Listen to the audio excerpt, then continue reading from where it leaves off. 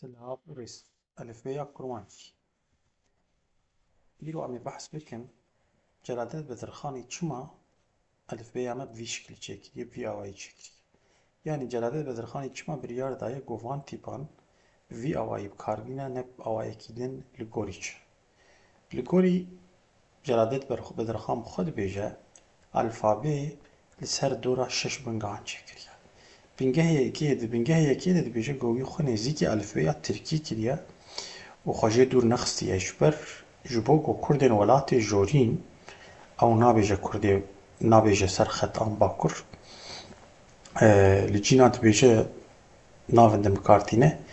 Yani ew dibêje ji bo Kurdên welatê jorîn ku bi alfabeya Tirkî zanin bikarin hêsantir hînî Kurdî bibin. Bingeha duyem dibêje ku